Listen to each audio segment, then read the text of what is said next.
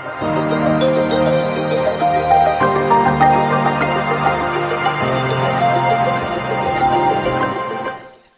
morning, everyone. My name is, as you can see, Vijayndran Asokan, right? But I just go by Vijay, right? So what I'll be speaking about today, I need to use this.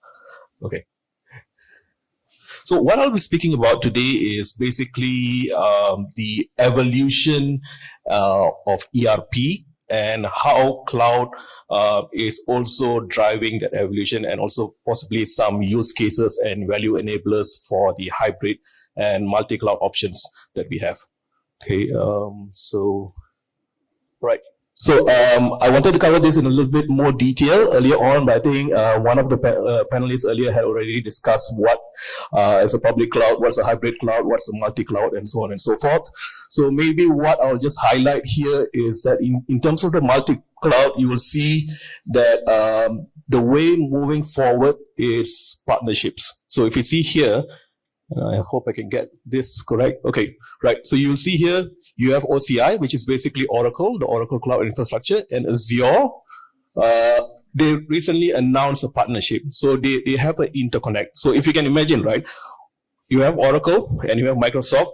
Previously, if you look back 2 years ago, they were competitors. They don't speak to each other. And if you were to suggest a collaboration, they will say no, right? They basically carry the same products. But now, the way that they're moving forward is they're having collaborations, right? So I foresee that this will happen to other industry players as well down the road. And these guys are one of the first guys to do it. And there'll be, I'll show you some specific use cases where a customer can run OCI and also Azure together. So we look at that in the fourth slide. Right, moving on. Okay, so ERP. So that's my area of expertise. So that's why I'm speaking about this today. So if you see here, earlier on, 1998 to 2014, this was the era of the modern ERP. So you had SAP, SAP ECC, S4, and so on and so forth. So they were typically siloed, right? So you had all of these amazing modules in it, but they were typically siloed, and towards the later parts of 2014, some of them did make the move to moving to a private cloud. Okay, maybe a show of hands on people who use ERP in the room. Maybe you can raise up your hands. No one uses ERP. Okay, I see one there. Anyone else? Okay, so introduction is necessary, maybe, right? So ERP is basically enterprise resource planning software. It is used to run your operations in an organization. So from a governmental perspective, maybe it's your Hermes systems. Hermes will be a HCM system. I think Jabatan Accountant Negara also uses an accounting system. So those would typically qualify as ERP systems. Okay, so moving on. So after 2014 to 2019, we have what is called the postmodern ERP. So what you'll see here is you still have the core ERP offerings over here, siloed, but you also see the emergence of cloud solutions. So you have HCM spinning off, you have recruitment spinning off, you have finance spinning off, and you have procurement spinning off. And these are not necessarily under the same brand as the core ERP, right? So a lot of integrations happening. The core ERP still remains as on its own as a silo, but a lot of integrations happening between these systems. So API connects, EDI connects, B2B connects, and so on and so forth, right? So now fast forward. So since 2020, there's been a drive to move towards composable ERP, okay? And maybe let's look at this first before we go there, right? So you see the multiple clouds here, recruitment, HCM, and finance. They are there. They provide the services to the core ERP, but they don't basically speak to each other. So they are standalone cloud solutions. But now moving forward, what we are seeing is that the cloud services are starting to talk to each other. So, for example, the OCI and Azure interconnect, which I spoke about in the past slide, right? So you have the core, you still have the core ERP services, but they have broken this down into the main functions. You have the data fabric over here, and then you have all of the composable ERP components. So what this means is that ERP is becoming more of a skeleton. So you plug and play what you need. So you break it down. That's what it means by composable, right? So you break it down. If you need a certain function, then you go for the service. It plugs into your ERP, right? So this is a way forward. I don't actually see this in the market right now, but this is the way it's projected to move forward, right? So what you see in the market right now is more of this. The cloud players are already starting to integrate, but the ERP players are a little bit slow to react, but maybe in the next 5 years, this will become a reality. Okay. All right. So, okay. So let's talk about hybrid and multi-cloud, right? So when we are going to be using hybrid and multi-cloud, in an ERP environment, or maybe in a manufacturing environment, or in an enterprise environment, the question will always be why, right? Finance will ask you, why can't you just run off the private cloud, or why can't you just run off the public cloud, right? It's cheaper, but they specific use cases for each of these situations, right? So again, this list is non-exhaustive, so but this would be the top, I would say, value enablers for justifying a hybrid and multi-cloud environment in your organization. So number one, obviously, is latency optimization. So if you have a DC in Singapore versus you have a DC in China, the latencies can be different. And some specific use cases which I've seen is in OT.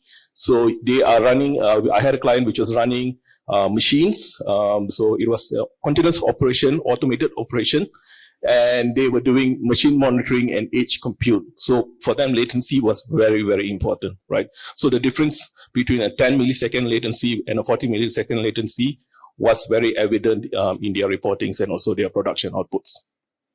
Okay, moving on.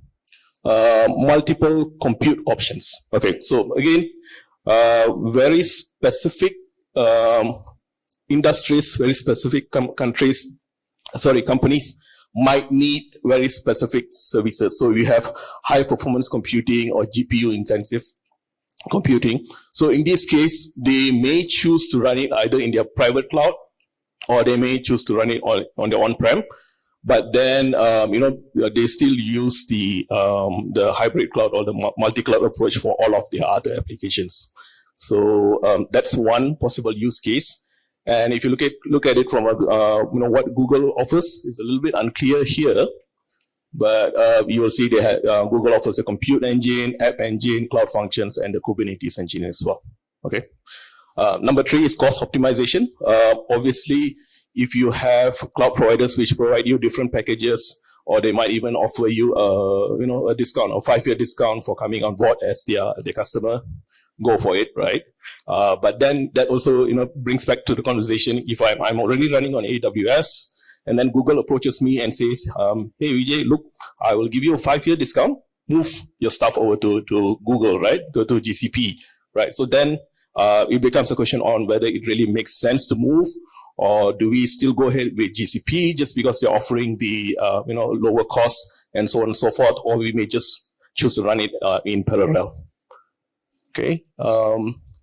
And the next point is basically catering for data center geographical restrictions. So right now, in the current geopolitical situation in the world, I see this to be very important. So previously, when I was working with Jabil Circuit, we had certain restrictions when we were hosting our data and applications in China, basically because they had a China firewall. So latencies were very bad. We basically had to use VPNs to get data in and out. And right now, there may be a geographical preference to basically host data in the States or in EU and so on and so forth. So that is also one of the main considerations, critical drivers that will drive the adoption of a hybrid and multi-cloud. One good example here is maybe if you are having a manufacturing entity in China, and you still want to use the cloud, so you go with Alibaba or Huawei, and all of your other operations out of China run on a different cloud. Okay, And finally, the last one is enhanced security and compliance options. And again, this refers back to the need for on-prem, right? So I think one of the panelists earlier was also saying that not everything can be moved on to the cloud, and I would definitely agree. So some things just makes more sense to have it on-prem. Okay, I will pause for questions here. Anyone from? No, maybe you want to just raise your hand if you have any questions. Okay, fine. Okay, right. So let's look at one of the use cases for the OCI and Azure interconnect, right? So what you will see here is we had a customer. The customer is basically running their e-business suite, which is their ERP, on their Oracle DB. And at the same time, they also had different applications running on Azure, right? And this case can also be a case where a company performs merger and acquisitions, right? So you are running on Oracle, OCI, then you acquire a company which runs on AWS. So then it becomes necessary to make integrations happen, right?